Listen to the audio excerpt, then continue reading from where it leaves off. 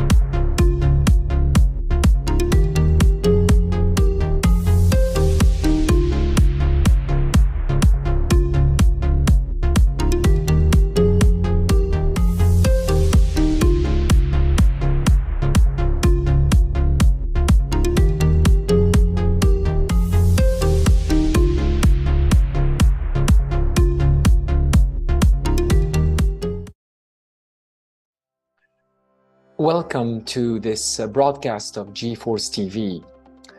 Food safety is at the intersect of so many policy agendas. For sure, the health agenda, the agriculture agenda, but also the trade agenda. We have had demonstrations over the past few years of the potential impacts of food safety or the lack thereof in creating disease. And we have identified so many regions in the world that are suffering from an increase and from the repercussions of foodborne illnesses as a result of breakdown in food safety practices. We know also that food and agri-food products represent a major contribution in the economies of so many regions around the world. And we also have data that identify food and agri-food products as part of the commodities that are most traded internationally. All this amplifies the importance of food safety as a contributor to economic and human development. And of course, being able to address food safety does not stop at us celebrating once a year the World Food Safety Day, but it means that we have to continue paying attention to this issue and investing in upgrading food safety practices. This, of course, includes the possibility and the need to invest in food safety regulatory systems and in enhancing the level of oversight on food production by providing the relevant guidance to producers across the supply chain and by offering consumers the level of protection that they deserve wherever they are around the world. That is why we have seen an emphasis on investment in capacity building programs related to food safety and trying to upgrade food regulatory systems to a level that would allow consumers to be confident in the safety of the food they produce, but also to give the level of confidence to the various actors of the supply chain that they can source their ingredients with a level of confidence and trust, and also that they can benefit from an environment related to food safety practices that is controlled with rules that are based on science and that are based on risk, and that of course prioritize the protection of consumers, but also by leveling the playing field amongst the various actors of the food production sector, meaning by providing a fair environment in the food trade. You are watching GFoRSS TV. Today, on GFoRSS TV.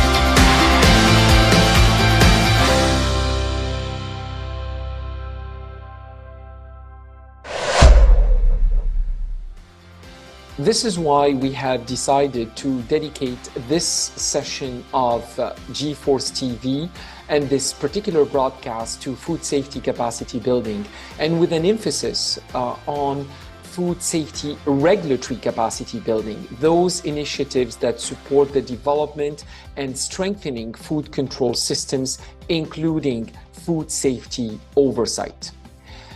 No doubt that we will be devoting more than one program and more than one broadcast to this particular issue.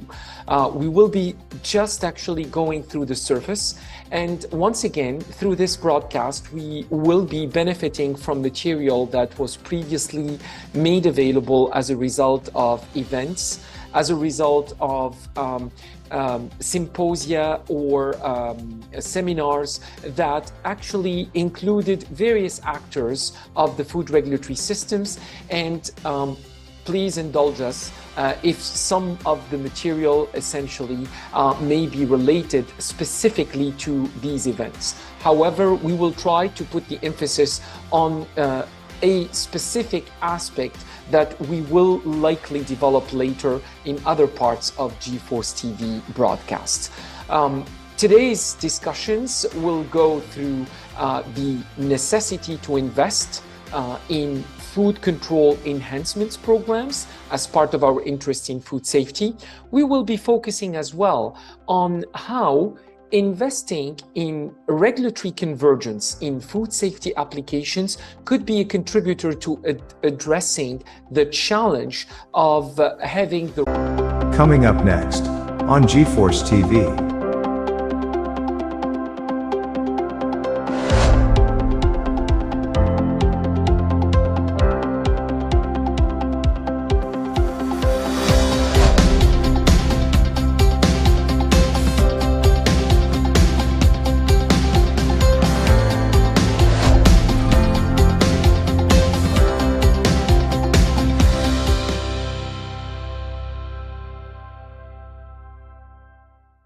Now, once again, thank you for giving me the opportunity to be with you during this meeting. In this presentation, I will be focusing now on some fundamental areas supporting efforts of discussion for food safety regulatory convergence. During this presentation, I will be attempting to develop an overview of the various food safety regulatory functions and try to rely on the Codex guidance that is offered on the management, the setup, the management of food control systems, including their evaluation of performance. And in fact, from this Codex guidance, mapping the various food control functions and their requirements and analyze the value added for these common approaches and therefore for the development of food safety regulatory convergence. So I hope that you will bear with me with some areas of fundamentals or foundational elements that I'm going to be reviewing and actually going through some of the principles of the food control systems that will help us create a common level of understanding on the basis of which actually some of the discussions would be built. I'm sure that you would agree with me that food safety is a collaborative endeavor, of course, bringing together primarily industry as the key responsible parties, because they are the ones that are producing food and making them available. Of course, consumers have a responsibility making sure that they select food suitable to their health condition, but they also handle them in a manner that does not increase food safety hazards. I put them third because always regulators and food competent authorities do not produce food, do not consume food. They are generally the third partner in this equation. However, whenever there is an issue, food regulators, food competent authorities are at the forefront. Why is that? Because essentially they receive a delegated authority on the part from consumers to act on their behalf, and there is an expectation that they will be there to offer the best oversight to protect consumers' health.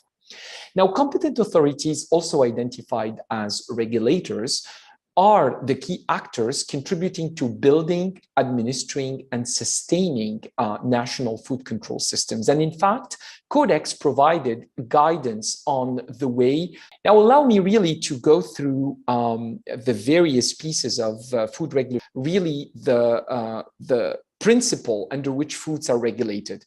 Unlike various other products or substances that are regulated, which generally are actually associated with risks where we consider them to be primarily risky and therefore subjecting them to pre-market oversight, meaning, for example, like therapeutic products, any therapeutic product needs to be pre-approved prior to coming to market. Food are not under that paradigm, meaning that food are managed on the assumption that they are inherently safe and that generally I am really at the low risk area, and therefore the rules of food control are primarily what we call post-market rules. What does that mean? It means that basically we have general requirements for contaminant prevention and management, general requirements for labeling and providing information, for example. And so long that these general requirements are met, food can be making themselves onto the market.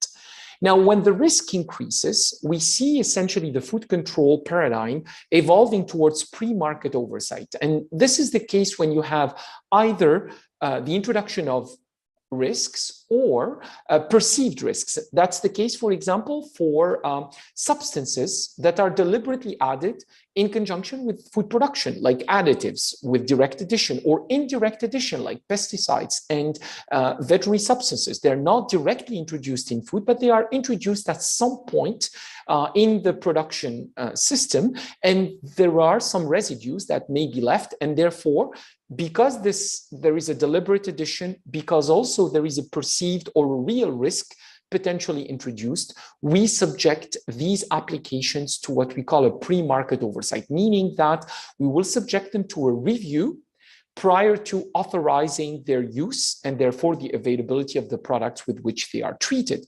The same applies with situation, for example, where you have a vulnerable population like infants, and products that are consumed by infants almost on an exclusive manner, for example, for women that are unable to breastfeed. Infant formula may be a solution.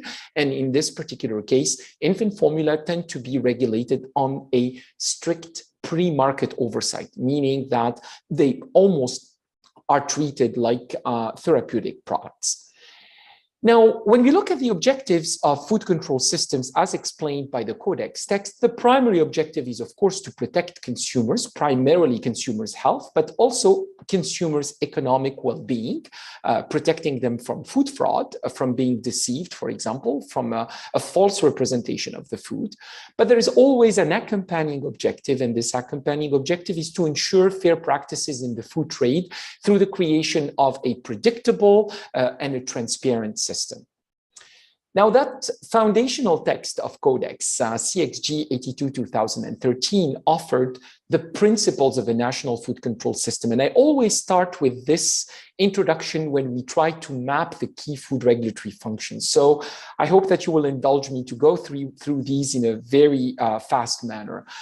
The first principle is really that the food control system is there to protect primarily consumers, and that the protection of consumers supersedes any other considerations, including trade and economic considerations. The second principle drives the food control to be overseen on the whole chain, so essentially from farm to fork. The third principle aims to promote transparency in decision-making processes while still protecting confidential business information. The fourth principle aims to promote clear definition of roles and responsibilities amongst partners and stakeholders. So essentially at all levels of the chain. The fifth principle aims to promote consistency and impartiality with the removal of potentials of conflict of interest in the way food control is exercised. Also aiming to exercise a consistent application of the rules between all players. The sixth principle drives us to respect a risk-based and a science-driven, evidence-based decision-making. So really through the application of the risk analysis principles when it comes to food safety and nutrition decisions. The seventh principle really concerns situations where you have multiple food competent authorities sharing responsibilities and aims to promote the cooperation between these while clarifying roles and responsibilities, ensuring that there are no gaps in the coverage of the food control functions, but also there are no duplication of exercising that oversight. The eighth principle really promotes the application of preventive approaches in the intervention. So essentially trying not to base food safety interventions at the end of the chain on end products controls, but rather on the way foods are produced in a manner to identify hazards as early as possible in the process, and therefore to tackle these hazards with food safety prevention systems. The ninth principle calls for the ability to support continuous improvement, so essentially having always self-assessments of the food control performance and aiming for continued improvement. The 10th principle recognizes the fact that any competent authority or any food control system in a world where food commodities are traded internationally does not operate individually and needs to rely on cooperation between partners. The 11th principle calls for a robust legal foundation of the food control system from which we draw the roles and responsibilities. The 12th principle calls for harmonization of food safety interventions with international standards and particularly with Codex standards. And finally, the 13th principle calls for planning the resources that are needed in order to exercise the food control mandate. Now, from this overview of the 13 principles of the food control systems, I will be attempting essentially to map the various food control functions. And generally, I like always representations of a system on the basis of a house consideration. So when we look at the way Codex calls for the design and operations of food competent authorities that are the key actors of the food control systems, we know that the foundation needs to be based on a robust legislative and regulatory framework.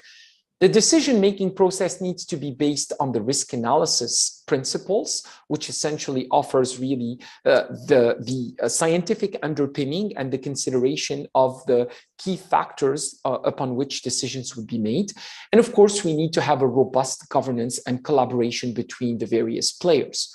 We need to support the foundation with functioning institutions and also with a strong scientific capacity if it is to operate in an optimum manner.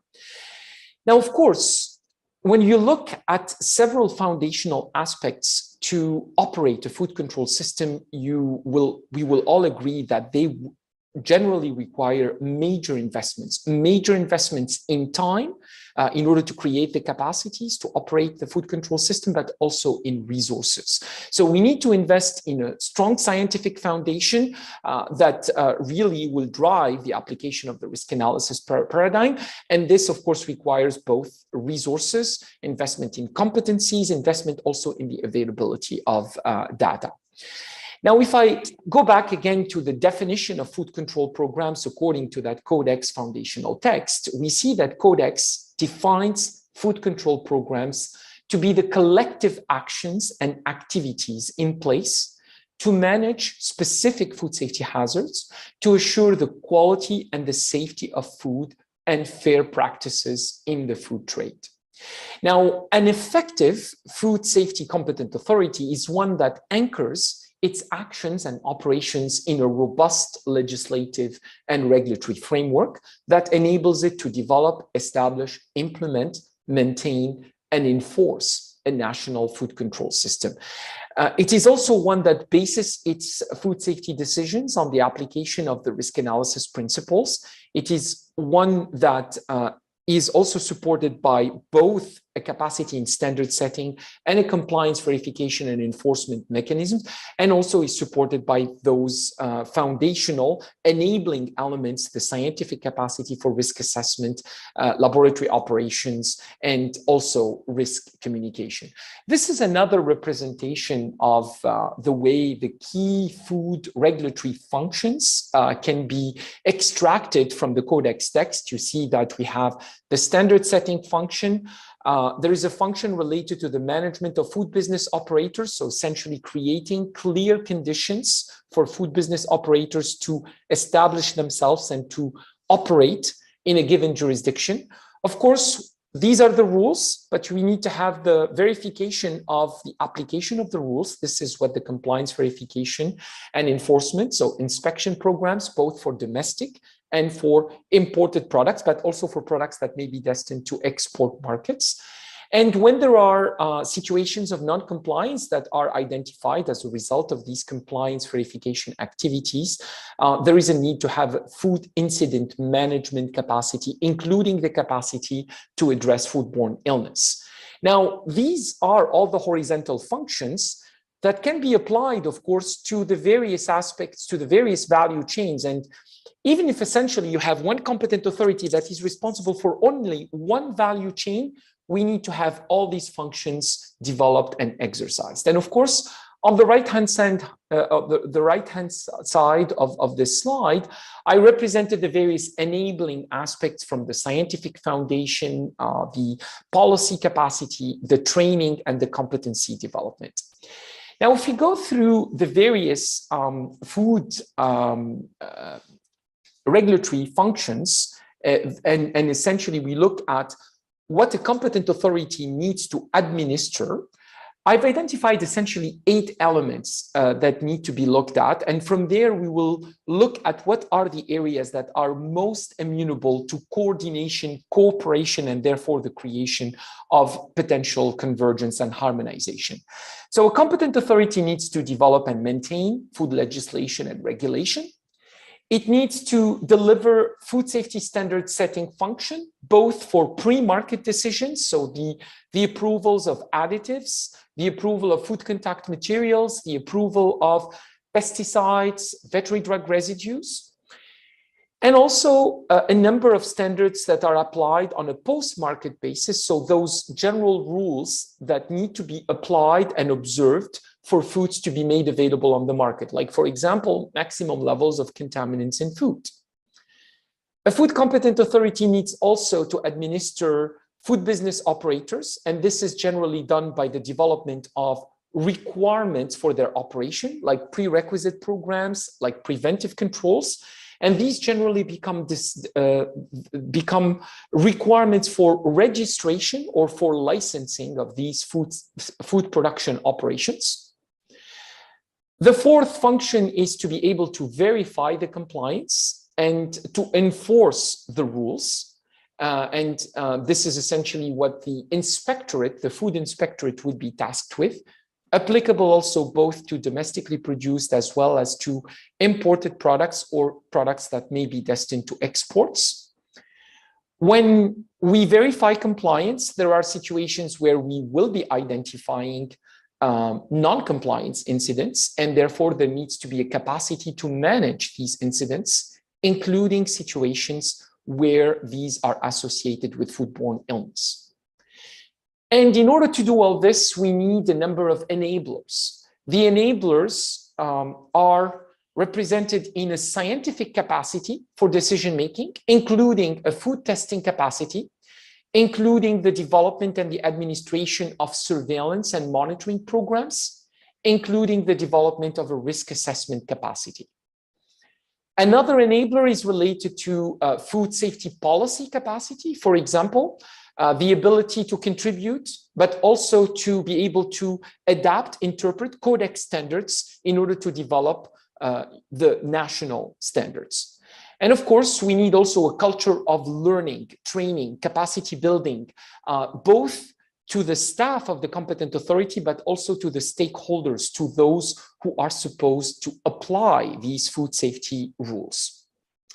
The seventh element, in order for all this to function, we need to have an effective governance structure, and we need to have a system that allows exchange with stakeholders. And finally, all of these are operations, and they need to be implemented effectively. So we need to rely upon the good level of planning, resourcing, and also evaluation of performance. Now, you see that and I'm sure that I'm preaching to the converted here, is that food control functions are very heavy to administer and to carry out. And therefore, coordination, cooperation will offer a lot of value addition. And particularly in areas that are most amenable to this cooperation or coordination. And when we look at these areas that would be most amenable to collaboration, obviously, all the areas that are considered to be enabling. So essentially, the generation of data in support of decision-making, whether be it monitoring, surveillance, biomonitoring information, consumption data that is so critical for food risk assessments, all of these would benefit from convergent efforts, or at least collaborative efforts.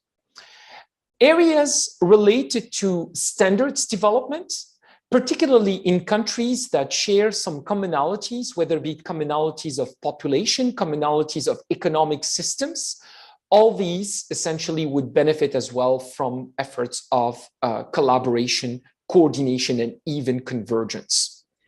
Investments in capacity building and training, these are also areas where collaboration, coordination would be extremely beneficial. And even for situations like food safety policy around the development of positions, around the development of an international standard. So essentially positions in relation with the Codex standard being discussed, these also would benefit from some efforts of coordination, because it will increase the influence of an individual country to be part of a group.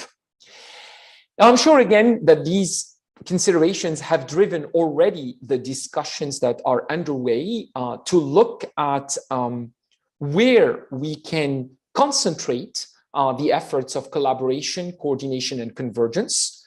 When we look at food safety legislation, that's primarily a national endeavor. However, and as is the case, in fact, through the efforts of CC Africa, we have seen really efforts to create a coordinated approach. For example, common requirements for the development of a food law that would in fact support the efforts of convergence. But at the end of the day, the decisions to have a food law tend to be a national endeavor.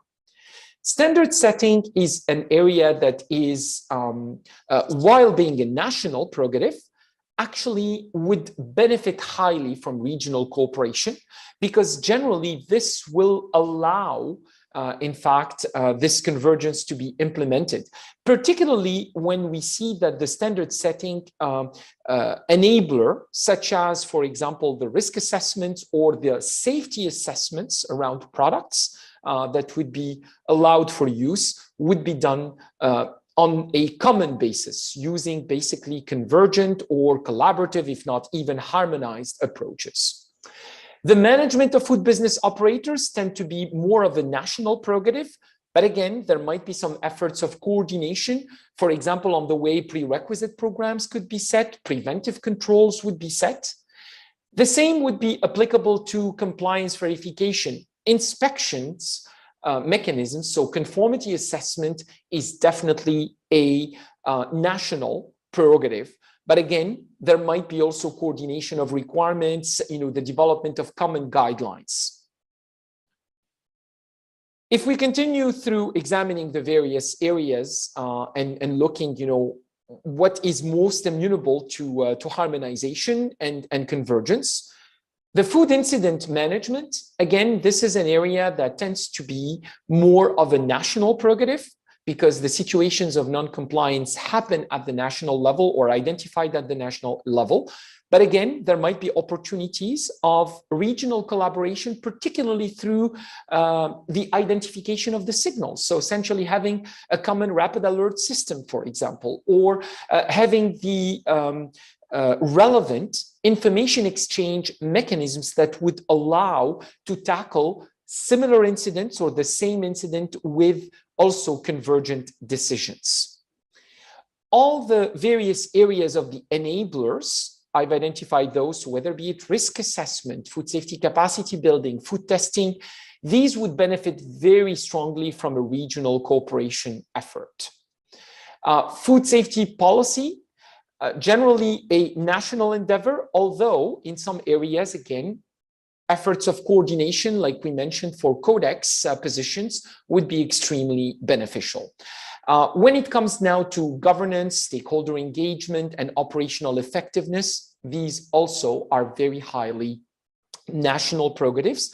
Although, again, sharing experiences, coordinating the same guidelines, essentially this also would be a contributor towards the integration processes of food safety decision making.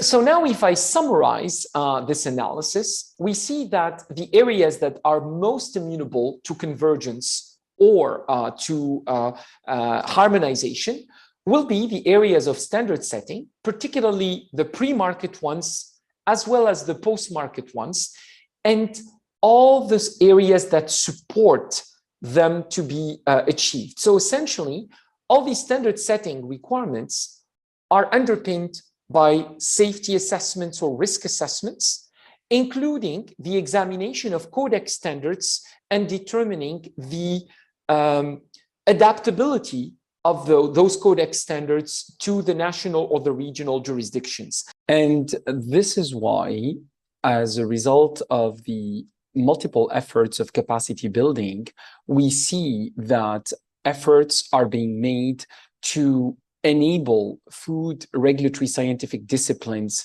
from added investment in competency development and in competency enhancement, and that this actually can be achieved through the development of networks. Why do we need networks? Simply because we know that by building competencies in one particular country, we can potentially rely on those competencies in more than the small geographic area to which they belong or to which or in which they are positioned.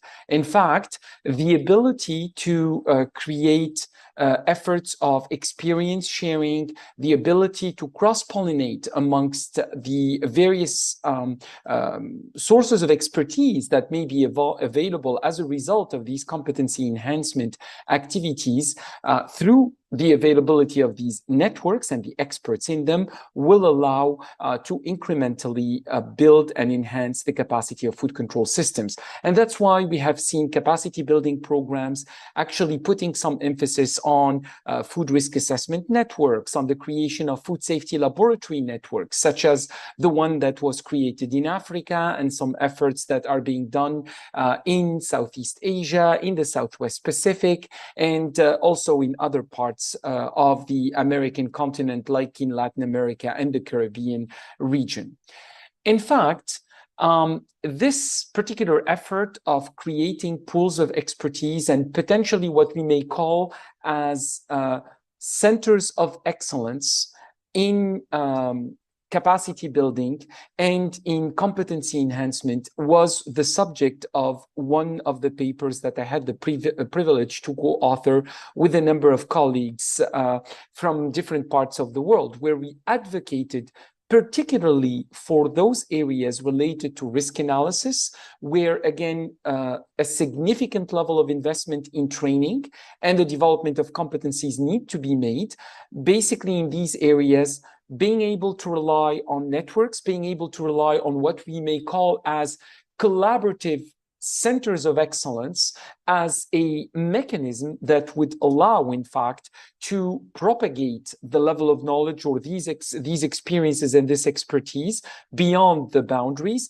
That could be essentially a way to address the limitations and the gaps in competencies and in skill sets that would support the development and the maintenance of food regulatory oversight.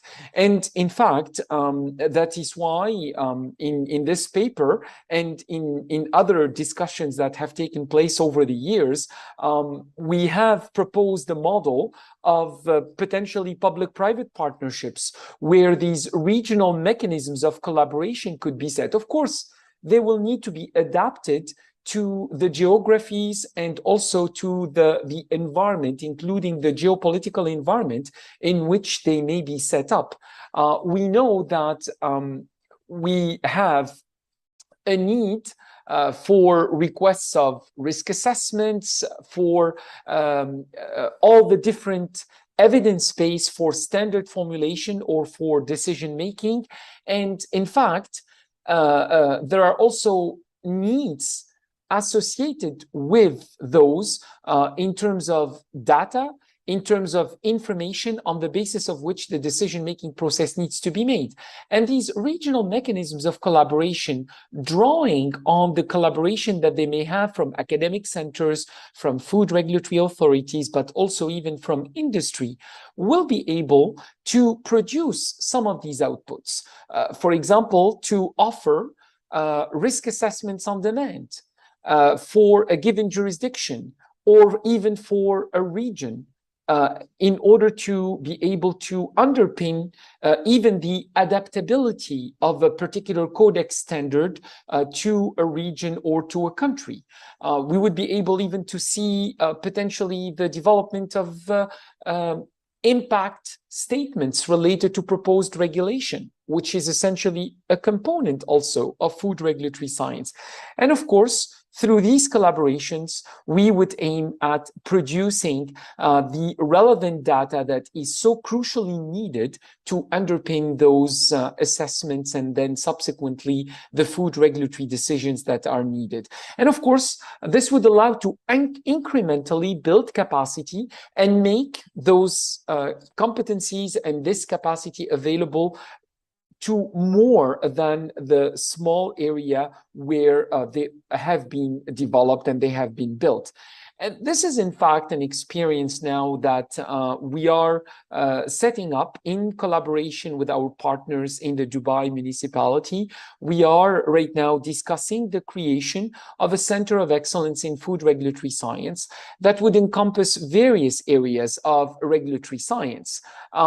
We will be, of course, investing in a laboratory capacity, and this is in collaboration with the Dubai Central Laboratory, trying to make available aspects of technology demonstration, technology dissemination, and also, of course, building programs of competency enhancement in various areas of food analytical applications, particularly those that are so needed in support of regulatory decision making. So the analysis of contaminants, the analysis of nutrients in various food matrices.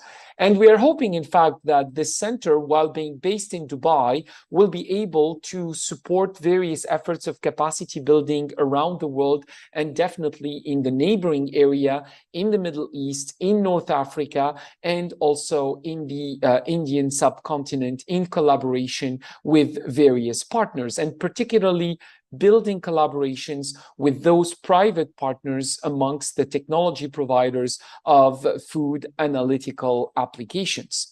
Now, these mechanisms of collaboration are being actually verified and are being tried in various parts of the world. And just like actually this week, we are witnessing, in fact, in Abidjan, in Côte d'Ivoire, a meeting of senior regulators from the West African countries and the Sahel countries in Africa, where a discussion of a mechanism of food safety regulatory convergence is being anticipated. And in fact, some tangible outputs are hopefully going to be stemming from those discussions, leading to furthering the collaboration amongst food regulators in this part of the world, and of course, contributing to building capacity and to building competencies and enhancing the level of oversight on food safety in those countries. I hope again that this presentation shed some light on the areas of food control systems that warrant this level of collaboration, this level of coordination, and therefore some opportunities that we can draw from there in terms of building capacity, but building capacity with possibly maximizing the impact through the creation of these mechanisms of collaboration, coordination, and all the way to convergence and harmonization of efforts. Thank you for your attention. Coming up next on GFoRSS TV.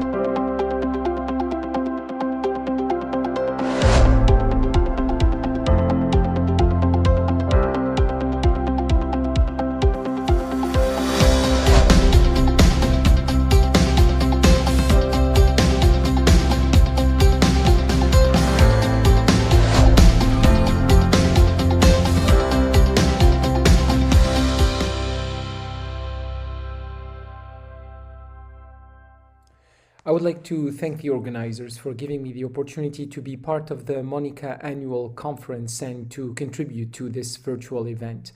During the next few minutes, I will be sharing with you the experience of creating a more convergent food regulatory environment at the regional level, using the example of the Arab region, and specifically of an initiative that took place between 2016 and 2019 with perspectives of development, an initiative known as the Arab Food Safety Initiative for Trade Facilitation. For the purposes of discussing this initiative, its drivers, the way it was implemented, and some of the learnings of its implementation, I would like to suggest that we look and review together this short video and then come back to some points of discussion.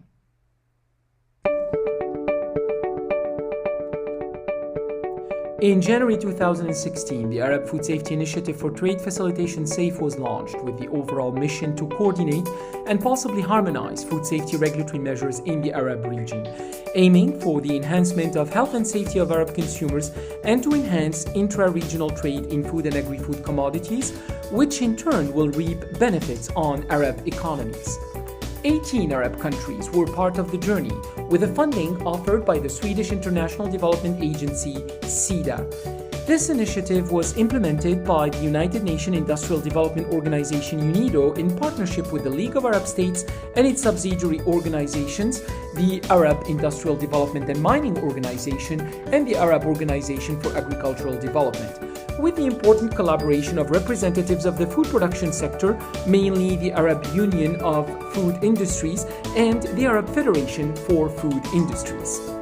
SAFE has achieved both institutional and technical breakthroughs, starting with the creation of a regional food safety governance structure under the auspices of the Pan-Arab Free Trade Agreement, or PAFTA, called the Arab Task Force for Food Safety, or ATF. Throughout the life of the project, the ATF oversaw 5 initiatives led by 5 technical working groups, each under the leadership of an Arab country.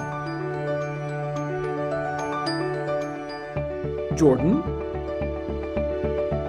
Lebanon, the Arab Republic of Egypt, the Kingdom of Morocco, the Kingdom of Saudi Arabia. These initiatives resulted in practical tools contributing to building blocks of convergent food regulatory measures, such as 1. The issuance of Arab guidelines for a rapid alert system for food and feed, which aims to structure and fast-track information exchange related to food and feed safety incidents in the Arab region. 2nd, the coordination of Arab Codex initiatives with the development and issuance of guidance to enhance effective participation in Codex proceedings. 3. Competency enhancement and talent development through a network of Arab food risk assessment experts. 4. A guideline on the development and adoption of a common food import-export certificate to be used in Arab countries.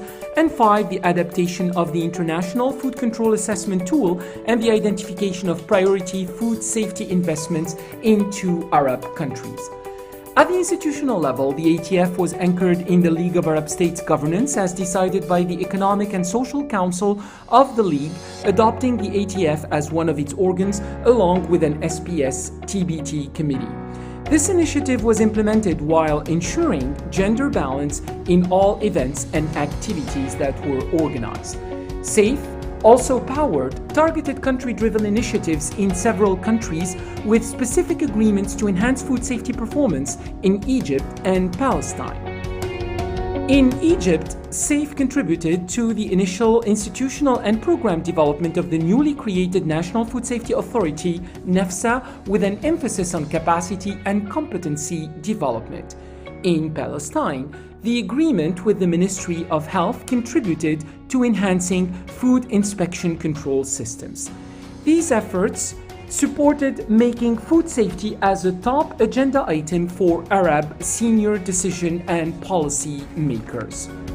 SAFE continued to look to sustain and consolidate the investments made to date through the commitment of all the initiative's partners to continue towards building a common food safety regulatory environment in the Arab region.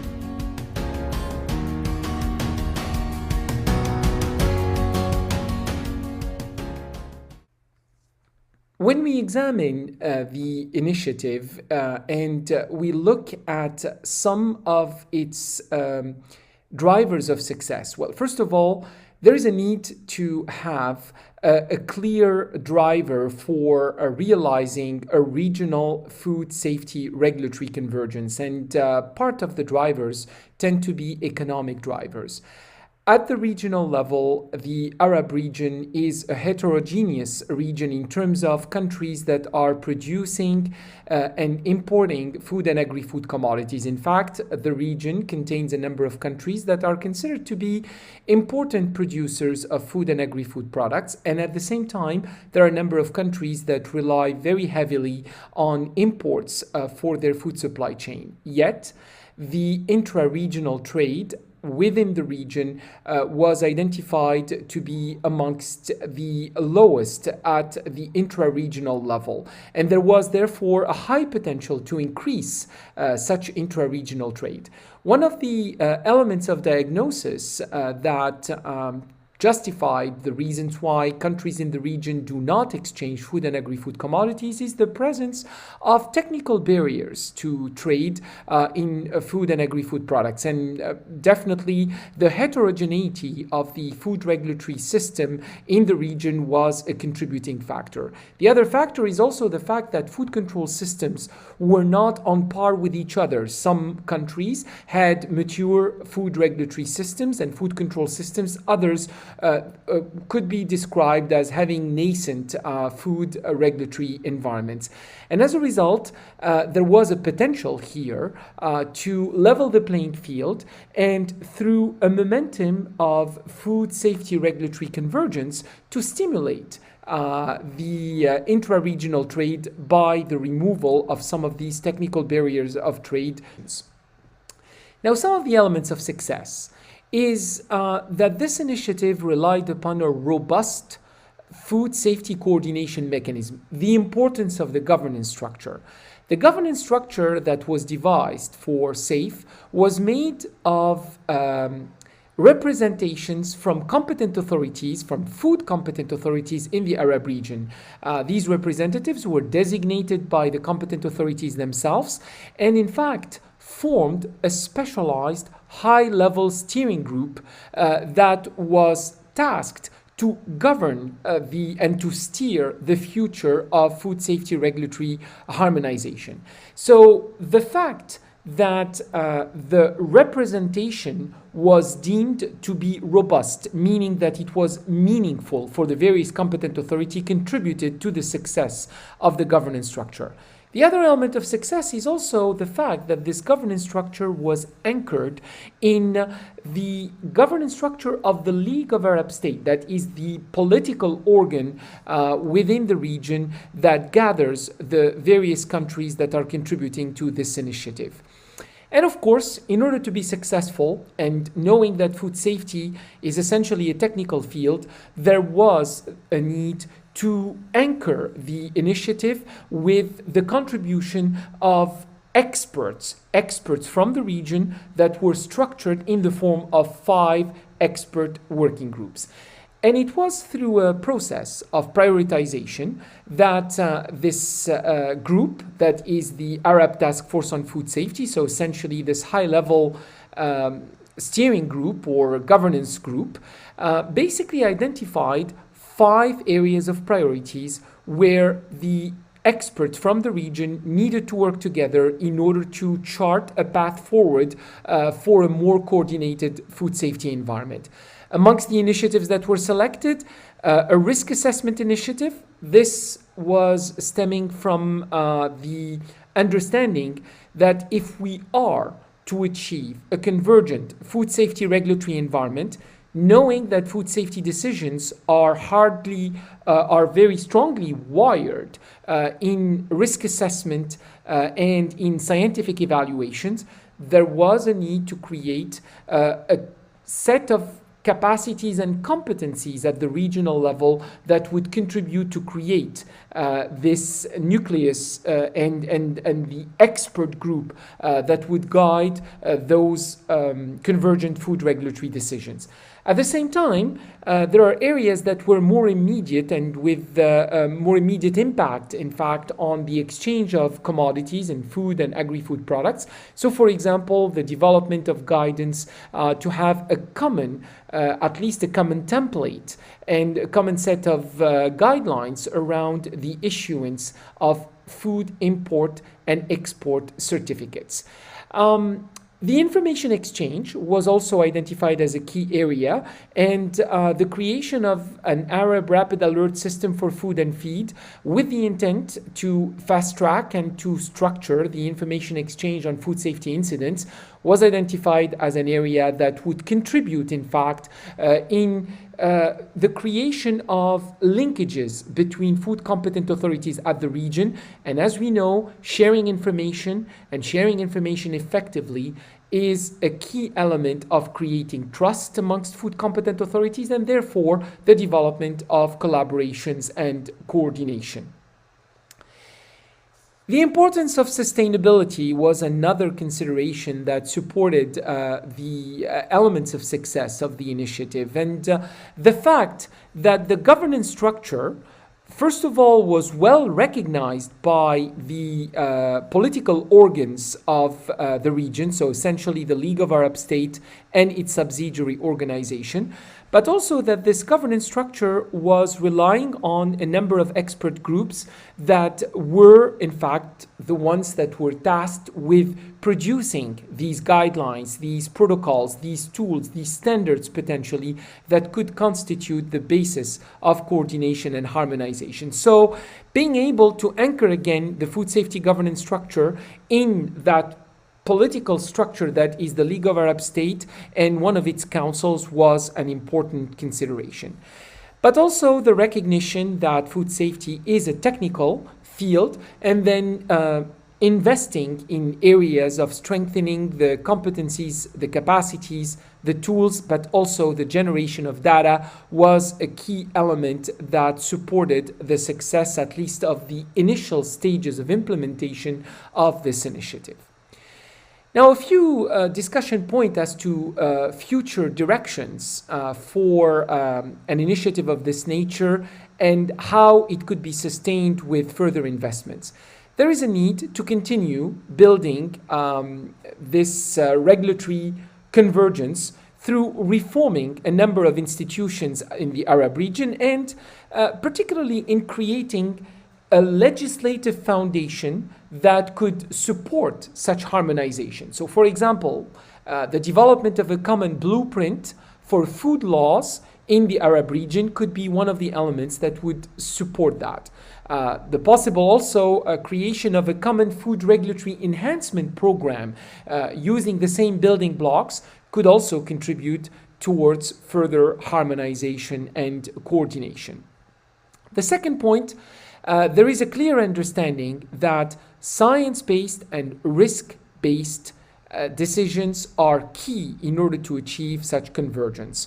And in order to do that, the availability of data is also a key element to support decision-making processes. So the development of common plans and common investments that will support the availability of such data, but also continued investment in a food risk assessment capacity within the region could be elements that would support further sustainability and further success.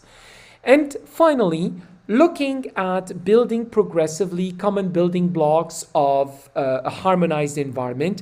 And some of the suggestions or some of the considerations is to look, for example, at the areas where pre-market approvals are needed and whether there is a way to create common decisions on pre-market approval. So essentially, for example, a common list of approved food additives in the region with also the same conditions of use that would be approved.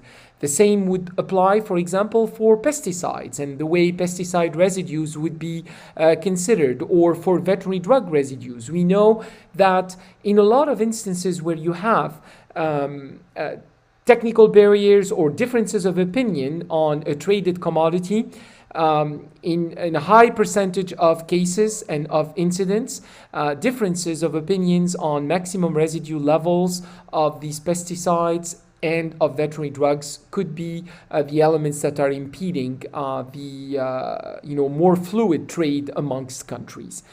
And of course, potentially continued investment in enhancing food inspection systems and making sure that these systems are risk-based, such that the limited resources be devoted to the most important areas of focus holders. I hope that these considerations were useful to review an initiative that was implemented over the past few years, aiming to create a more convergent food regulatory environment at the regional level. And I would be happy to consider questions and remarks from the participants throughout the session and beyond. Thank you again for the opportunity to contribute.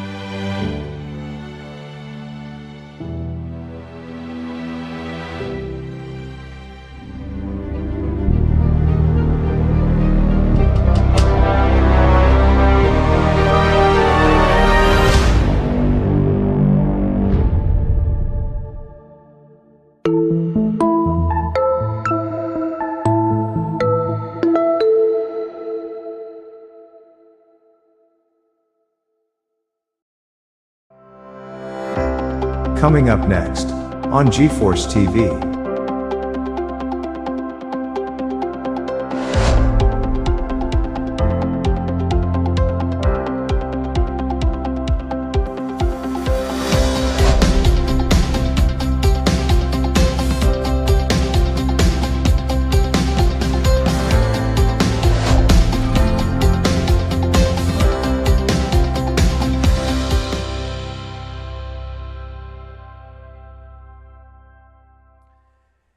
In this presentation, we will be reviewing some of the learnings resulting from the investments in food safety regulatory capacity building programs. We know that over the last period, we have witnessed a number of investments aiming to enhance the capacity of a number of food control systems in a number of countries, in a number of regions of the world, acknowledging the importance of these regulatory functions in enhancing the food and agri-food production capacity, and to ensure essentially that investments in the development of food and agri-food industries is also supported and underpinned by the robust capacity of a food regulator. What I'm going to be trying to achieve through this short presentation is to review some of the successes, but also some of the areas of improvement in food regulatory systems as a result of these investments. And we're going to be focusing particularly on some of these areas of improvement, some of the learnings that we could get from the shortcomings in some projects that in fact I had the opportunity to be part of. And from there, hopefully we'll draw some perspectives and some conclusions as a result of these observations. So let's start by looking at how some of these projects that aim to enhance food regulatory systems have been performing, and particularly the positive outcomes that it has resulted, that some of these have resulted in.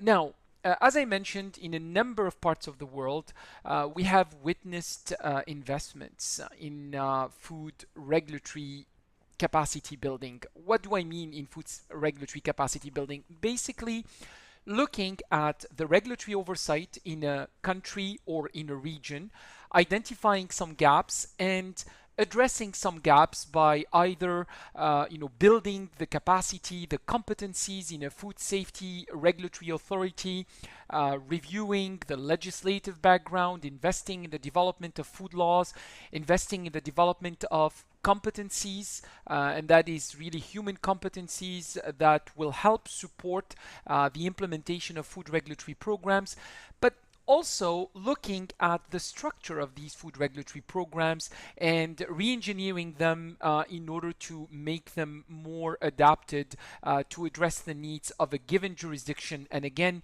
in most instances, to be able to accompany the development of a food and agri-food production sector. So looking at what has been really positive in some of these investments. In a lot of these investments, there is a strong emphasis on the fact that food safety is a shared responsibility and that building food regulatory programs needs to rely heavily on partnerships between the various stakeholders, and particularly between those who are playing a big part in the food production system, so essentially those who produce food, and this is really across the supply chain, meaning from the primary production up to the retail level. There was also a strong emphasis to ensure that we need to invest in the awareness of consumers, and we need to empower consumers, because again, to be able to sustain the ability of industry to produce safe and quality food, we need to put in front of it a demand on the part of the consumer and an expectation on the part of consumer that needs to be supported by that level of awareness. If you increase the awareness and the food safety culture of consumers as to what they should be expecting in terms of safety and quality of food products, well, as a result, you will end up by a food production sector that will have to adapt to this particular demand. And of course, food regulators are part of this equation.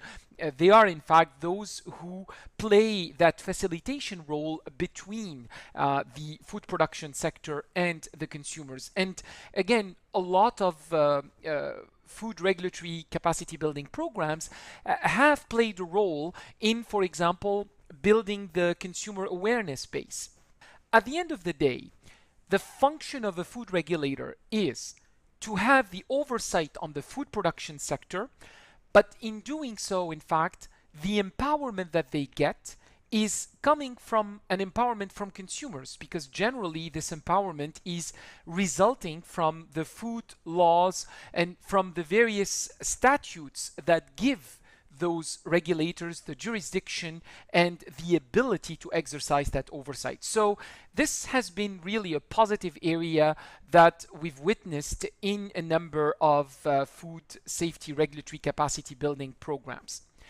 Another element that we have observed is the recognition that the decision-making process on which food regulatory programs need to be based, so essentially the way food regulatory decisions are to be taken, particularly as they relate to food safety and nutrition, need to be based on the pillars of the risk analysis paradigm. So essentially ensuring that risk analysis is identified as a key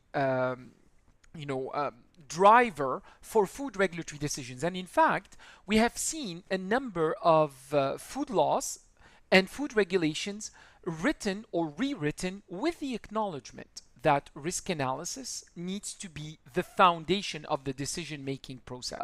Positive development as a result of these, and that is the fact that the food safety regulatory investments have been made to ensure that there is compliance with one of the first principles of the development and implementation of food control systems as it has been promulgated by Codex in 2013 through one of the pivotal texts of Codex that I consider actually pivotal in the context of providing guidance on how food control systems should be designed and should be implemented.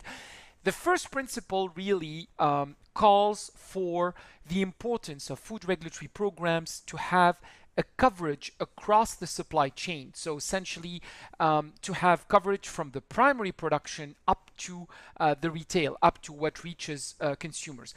And in fact, as a result, a number of these investments have been calling for either a re-engineering of the oversight and ensuring, in fact, that the oversight covers, by one single agency, the entire production chain from primary production up to the retail. So essentially, we have witnessed some changes in the mandate and the competencies of food regulatory agencies as a result of these investments. Or also, we have witnessed the development of more collaboration being advocated between various regulators. So essentially, if you have a system where you have a regulator, for example, for primary production and another regulator for processed products, well, there is really a strong emphasis to ensure that there is collaboration and partnership between these regulators. We have also witnessed a tremendous level of investment, and I would say here millions of dollars have been poured in food laboratory infrastructure. And this is really stemming from the fact that if you are to anchor food regulatory systems in risk analysis means essentially that you need to have scientific evaluation of facts, and you need for that data, and data generally for food may come from, in a significant manner from laboratory analysis, and that's why essentially there was this level of investment. And again, to be able also to accompany the new technologies that are out there, be able to identify emerging issues of food safety, being able also to address them with more, an agile type of response. And you wouldn't be able to do that unless you have the level of equipment, but also the level of competencies that are needed. Now, let's look at, for some of these areas, at some of the challenges or the areas of improvement that have been identified in attempting to make these investments. One of the first areas is essentially around that element of coverage of the entire food supply chain.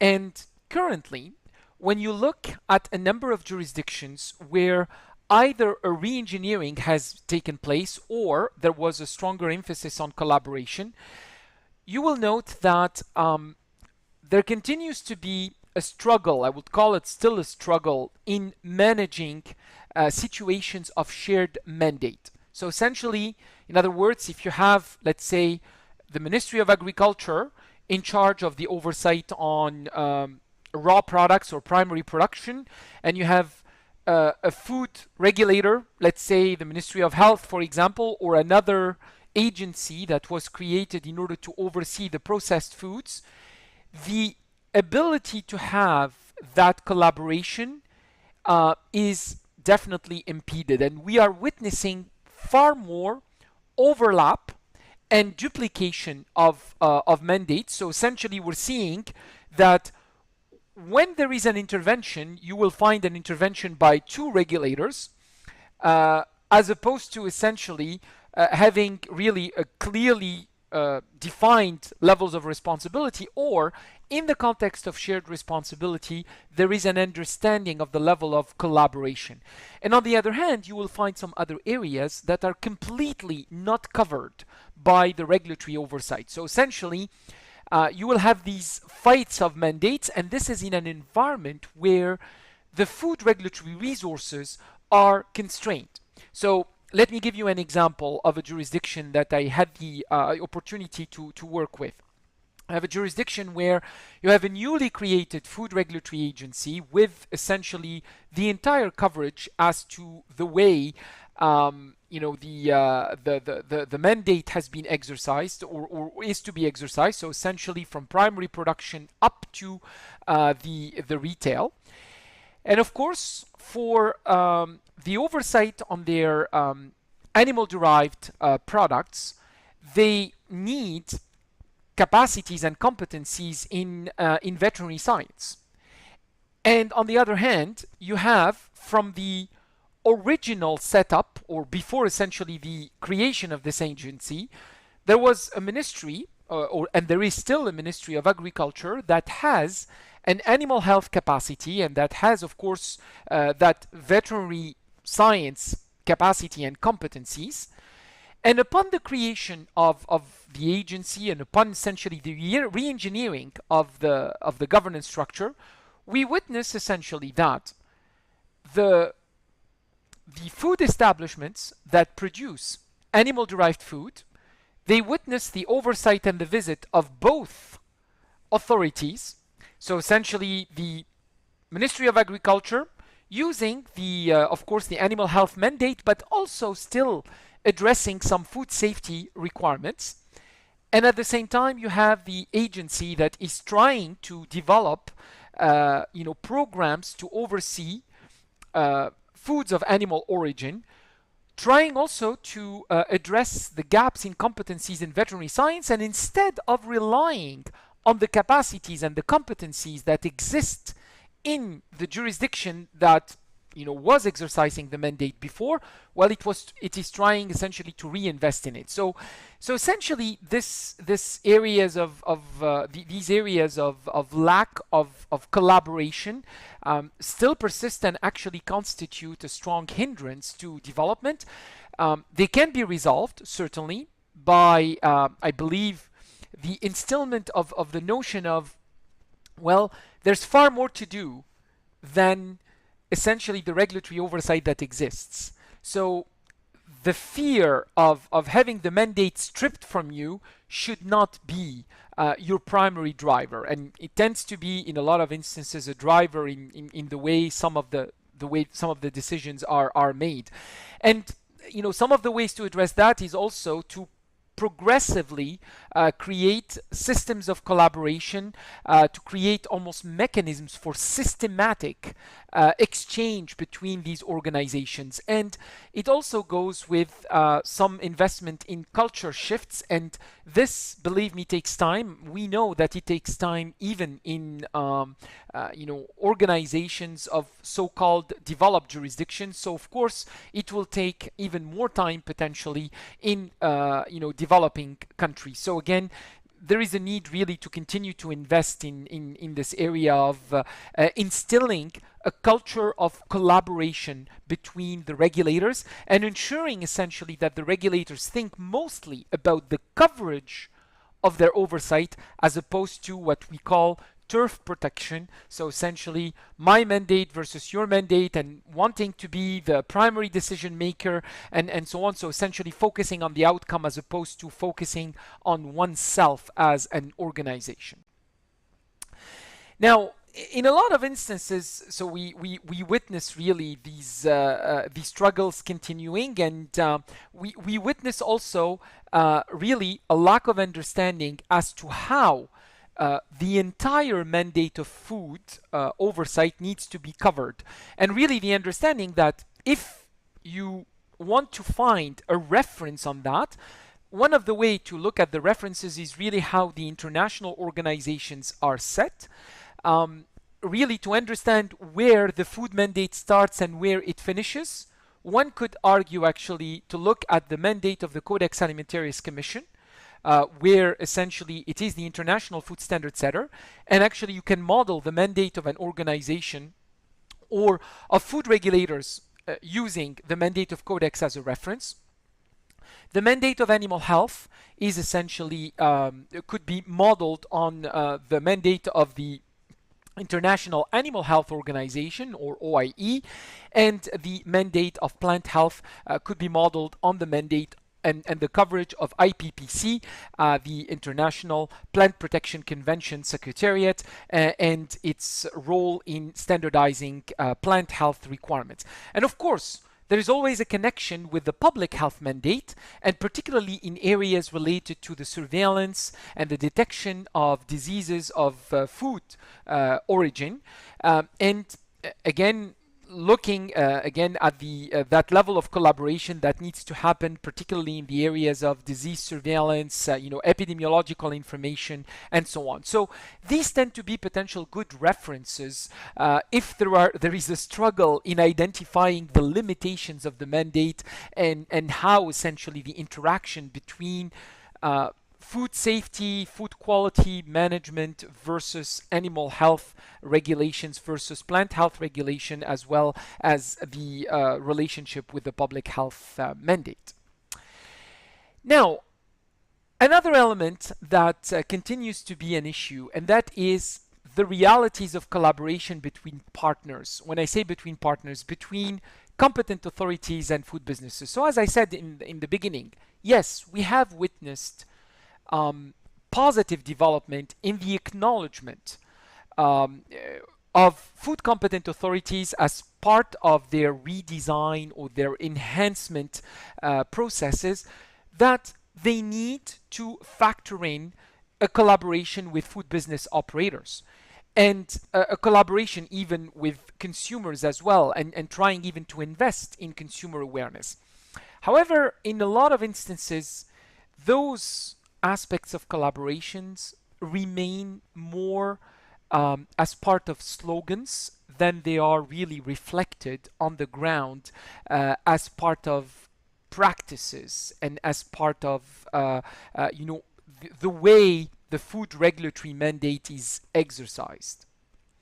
And an example of that, there are some reflexes that are not necessarily instilled and that need to be looked at in the context of these enhancements. So, for example, that whenever you have a food regulatory decisions, there needs to be an involvement of those who are producing the food, because at the end of the day, they are the ones who are going to be applying those new rules or those new decisions.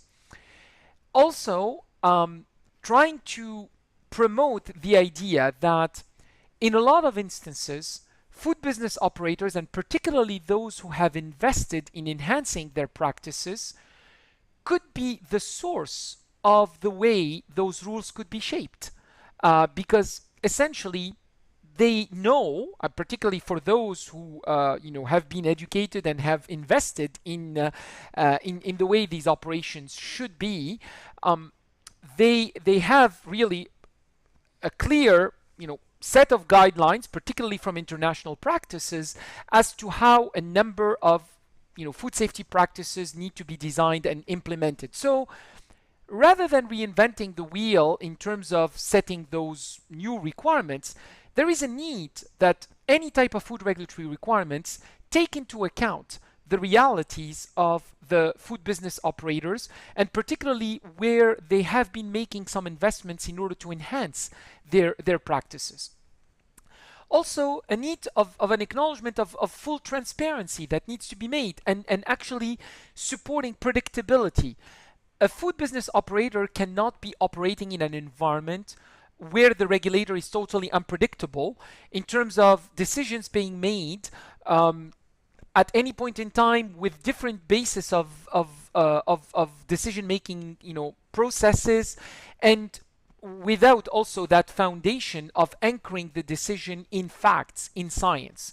So again, even though the slogan of anchoring decisions in risk analysis to support really that systematic approach and to support more predictability, we are seeing gaps in the way that slogan is being really embraced in practice. And this is really coming in a lot of instances from limited competencies and the need to invest in the human competencies development, so essentially in talent development, and also in practically wiring the regulatory thinking in a way that it's clearly considering that a regulator's role is there to be a shepherd of the food business operator, a support to the food business operator, and not essentially to act primarily through enforcement actions. So essentially the role of the regulator is far more to accompany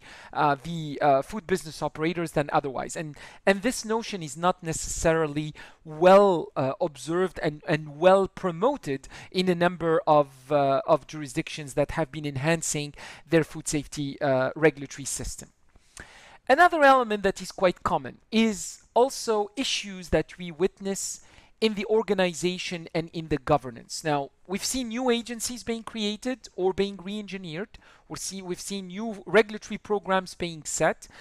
And in a lot of instances, there is really a difficulty even to identify a clear designation of roles and responsibilities, having clear organizational charts. I have had the opportunity to intervene in a number of newly created food regulatory agencies. Until now, we're not seeing clear organizational charts.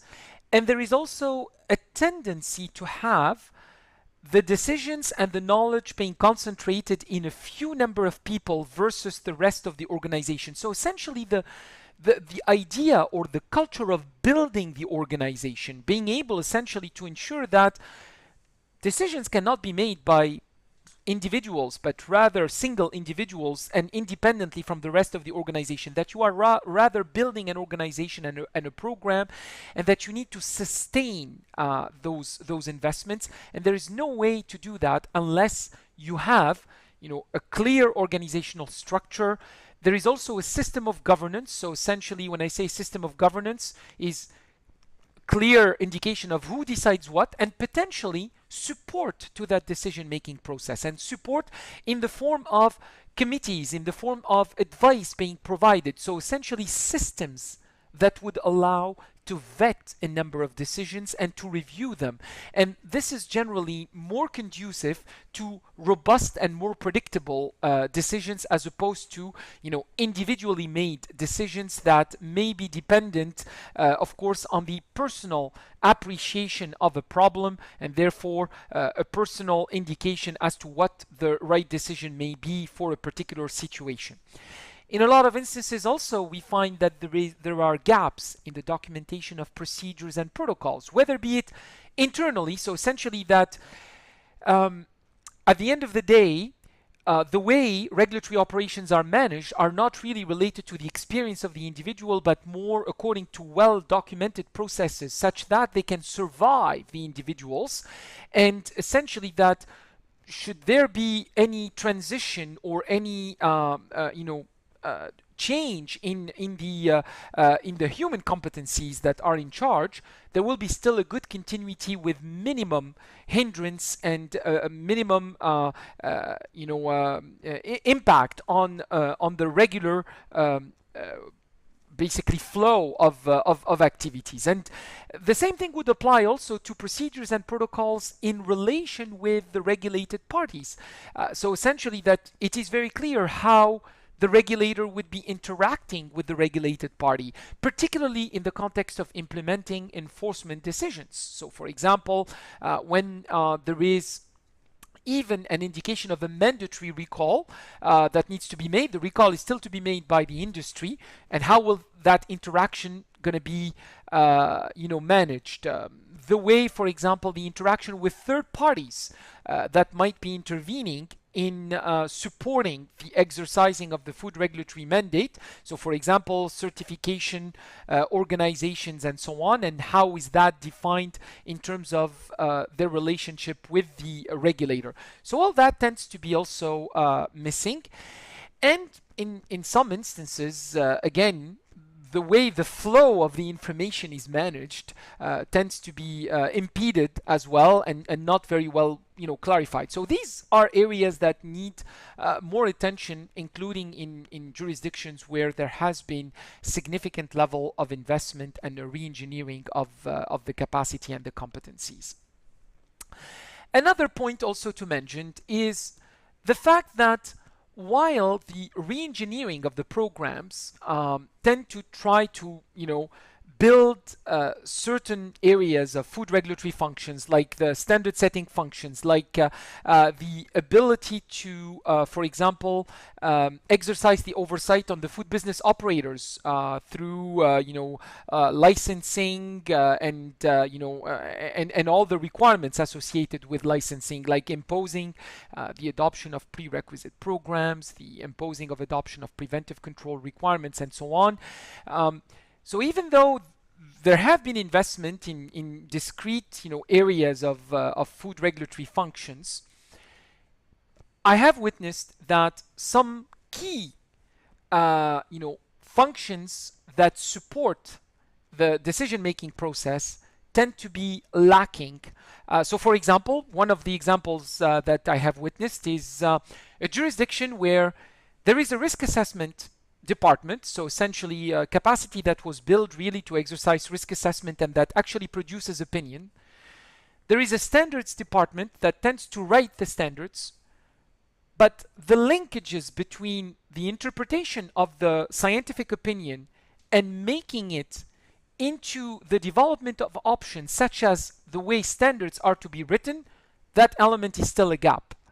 And you find that the standard department, in the way they are developing their decisions, they tend to be more focusing on what other jurisdictions did and essentially copying even some standards from European Union standards, US standards, Australia standards, and so on and so forth, without necessarily taking into account in a robust fashion the output of that scientific opinion and the development of options, the evaluations of these options, the try to foresee the impacts on the regulated sector prior to actually developing the standard. And rather than copying a standard and looking at how it would look like, it's essentially the opposite. So essentially you need to develop that food safety or nutrition standard based on the scientific opinion that you generated. But of course, at the end, benchmarking the decision on international decisions is a good practice, but it is at the end, not at that initial stage. So some of the functions there tend to be lacking, and this is something that I've witnessed in a number of jurisdictions. Another point that is important to note is really the level of understanding of what the function of the regulator is. And in a lot of instances, including in organizations that have been more recently developed, we witness that there is an understanding that the function of the regulator is mostly an enforcer. So essentially it's really to act as the stick, as the police, to go, to visit, to check, and essentially to punish. And that punishment is the right way really to to be able to address any type of requirements of the food industry and their enhancement practices. On the other hand, we know that essentially that the only way that you can sustain enhancement of the food safety practices and better compliance on the part of the regulated sector is essentially through compliance promotion. And really instilling that climate of fear between the regulator and the regulated, the regulated party, and instilling that climate of police and so on in a lot of jurisdictions can also be conducive to situations that may lead to corruption, that may lead to arbitrary decisions, and so on. So 2 points really that are important there, and that is, first of all, there needs to be a stronger focus on compliance promotion. And I go back to that same point that I mentioned earlier, which is that food regulatory requirements need to be based on the knowledge of what the industry has and what the industry can do, and even what the industry did. So you need to take into account the realities of the ground. Food regulatory decisions are meant really to support the enhancement of food safety practices of the regulated party, so they cannot be dissociated from that. And you cannot, as a regulator, hope that you will be achieving the objectives of your regulatory decision unless that decision is embraced by the industry. And there is no way that it gets embraced unless it is also well understood and that the industry understands the benefits of taking on those new practices to be able essentially to produce safer products, to be able to gain better trust on the part of consumers, to be able to gain better access to markets, and so on and so forth. So this notion of emphasizing on compliance promotion is really an element that needs to be further emphasized in investments in the enhancement of food regulatory systems. Another element also here is that in a lot of instances, when enforcement actions are taken, we note that even in newly redesigned organizations, a lot of decisions tend to focus on the decision of one individual, and that individual is the one that is simply in the one that is in contact with the regulated party. And that may be the case, or that might be good if essentially the decision is clear cut. But if the decision requires some kind of assessment of various parameters, putting the decision in an individual can lead to more arbitrary decisions and also some discrepancies in the decisions. And there is a need to create a practice of what we call incident management, particularly in the situations where you have various variables to be taken into account such that a decision of enforcement needs to be rendered.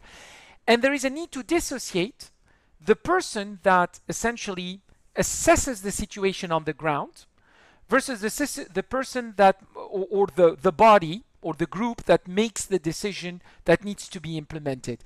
And this dissociation has a number of benefits. First of all, the ability to ensure more systematic approaches and also more consistency in those type of decisions using the same type of parameters or variables. The creation of a history of a jurisprudence type, of compliance management and essentially enforcement decisions being developed. And the third benefit is also to ensure that you prevent the possibilities of corruption that may happen by putting the decision only in one person that is basically at the same time doing the assessment but also is going to be rendering a decision. And this is those notions of enhancing the element of compliance promotion, but also looking at the structure of an incident management that is more conducive for consistency, more systematic approaches, and also independence in the decision-making process. Those elements need to be further, looked at in the context of those investments. And another, key element here that I would like to mention, and that is that in a lot of instances we have seen that despite the investment in re-engineering food safety regulatory systems, there is sometimes the notion that we forget that we are to operate really around a modern food safety approach that is more preventive than otherwise. We're still witnessing a number of food regulators focusing their decision-making process on end product testing, on situations where I need a lab result in order to make a decision, and the lab result needs to be on the end products, and I'm going to be basically regulating my way, regulating food safety mostly through end product testing. And clearly the notion that a product that is tested to give you a result is a product that will not be consumed.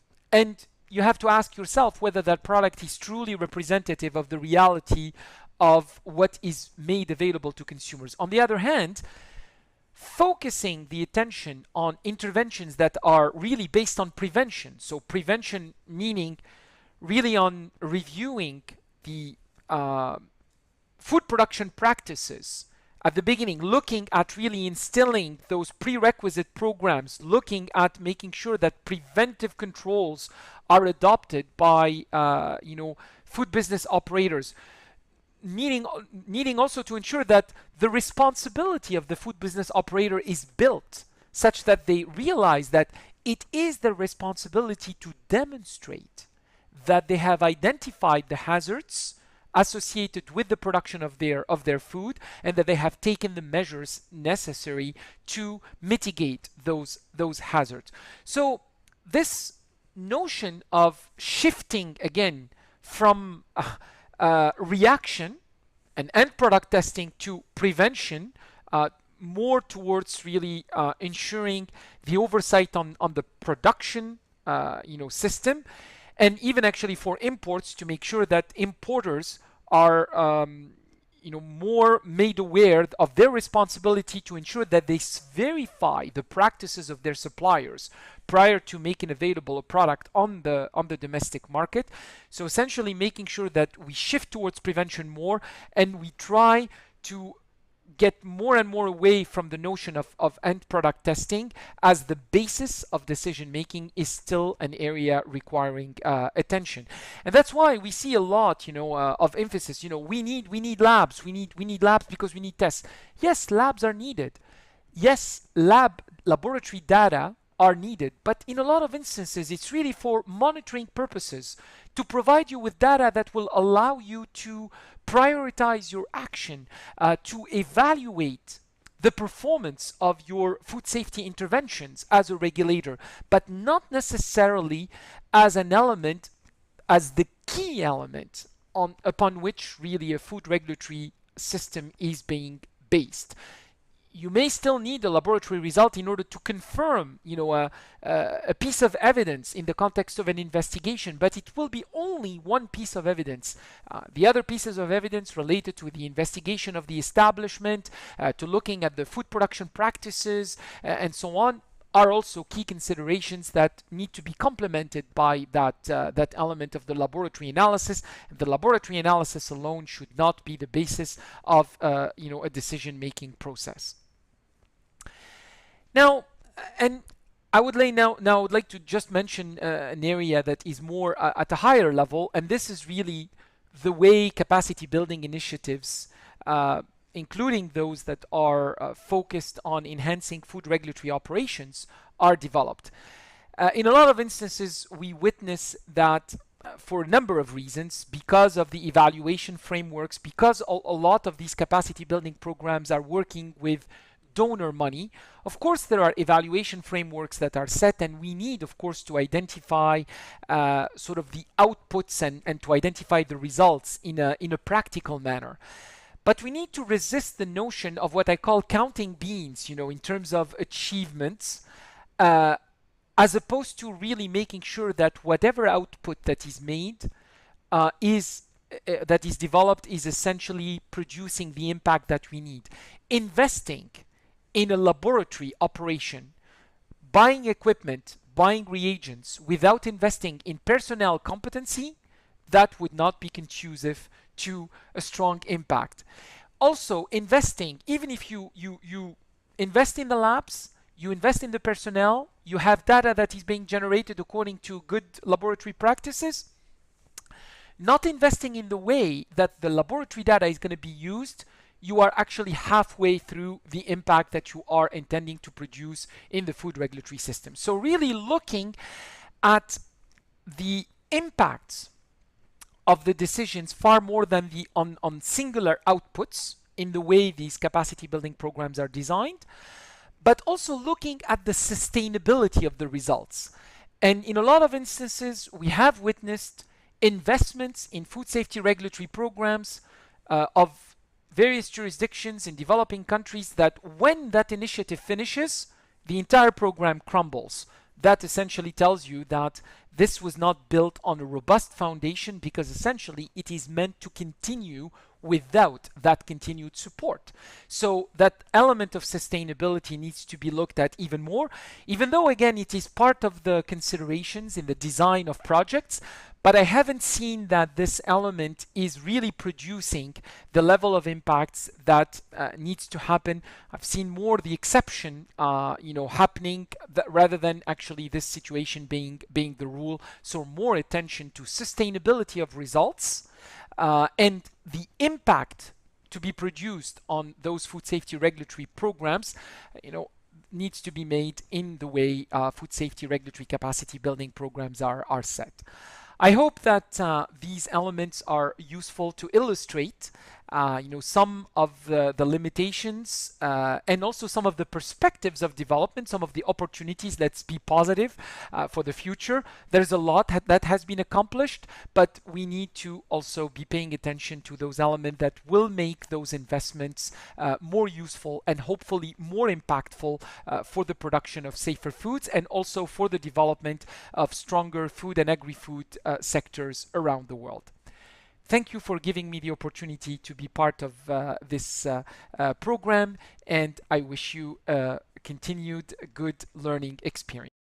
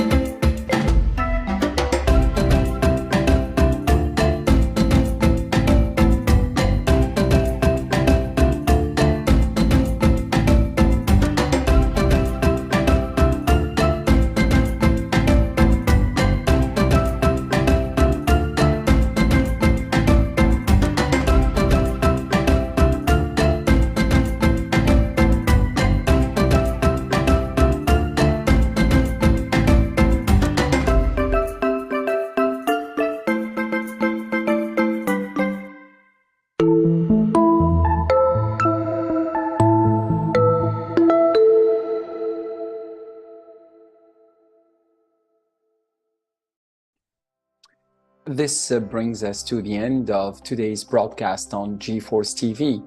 I'm sure that we just scratched the surface of areas of discussion related to food safety capacity building and the importance of investing in collaborative mechanisms that would lead to better convergence and potentially harmonization of food regulatory decisions around the world, and particularly at the regional level. I would like to announce that next week we will be, in fact, having a modest contribution to efforts of food safety capacity building. And as part of our efforts to initiate the creation in collaboration with the Dubai municipality of the first Center of Excellence on Food Regulatory Science in Dubai, we will be, in fact, using our new position and this opportunity to contribute to a capacity building initiative that will be taking place in Dubai next week. We will have the privilege to welcome 10 African scientists through a program of food safety laboratory capacity building in its phase 2, aiming to deliver a face-to-face training program and competency enhancements in food analytical methods targeting the determination of pesticides, but also of mycotoxins in food. This is a phase 2 of a program that we had the privilege of reporting on earlier as part of the first Global Food Regulatory Science Symposium back in November of 2021.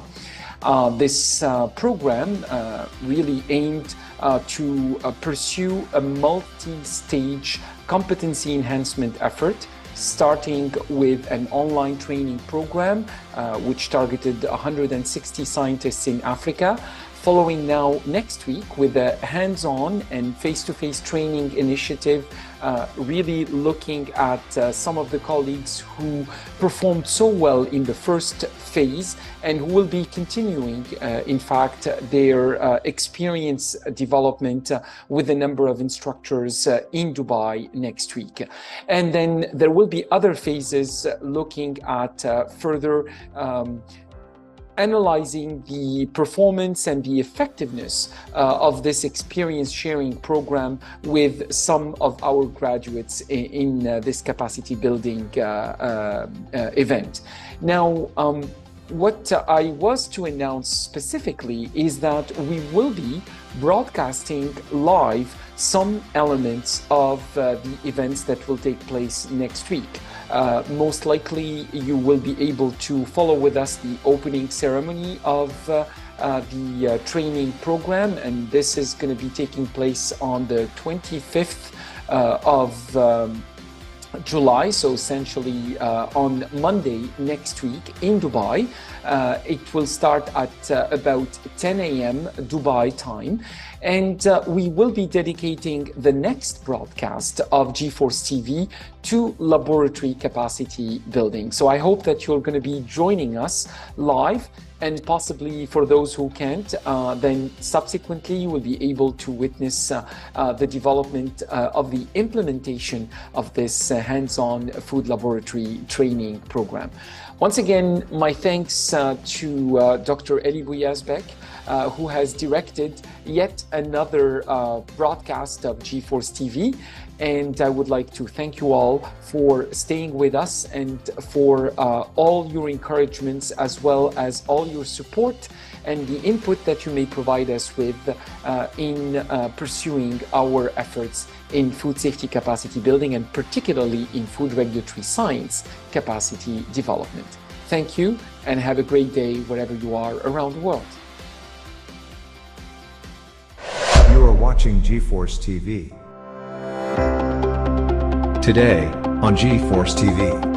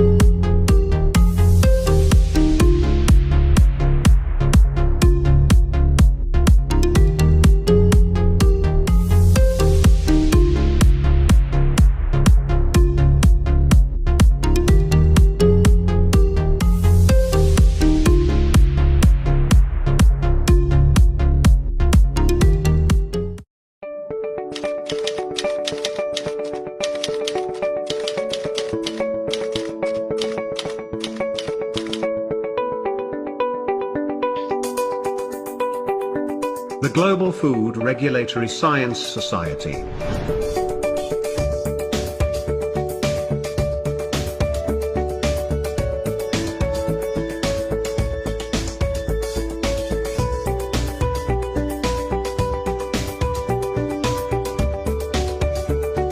GFoRSS mission includes knowledge generation and dissemination, underpinning food regulatory decisions, in support of food control systems,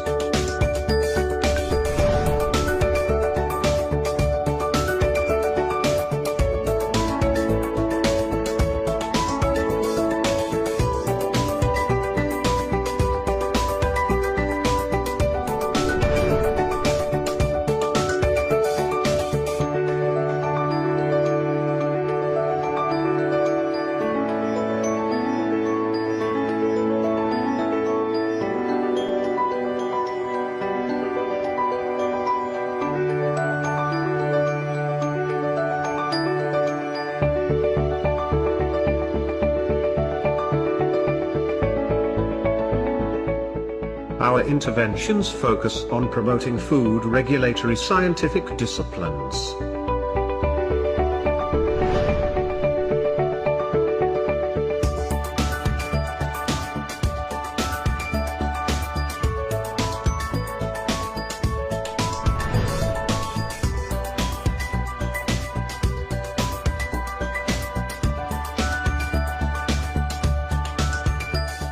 Consistent reliance on food regulatory sciences enables robust food control programs. Contributing to more resilient food systems and a safe, accessible, abundant and nutritious food supply.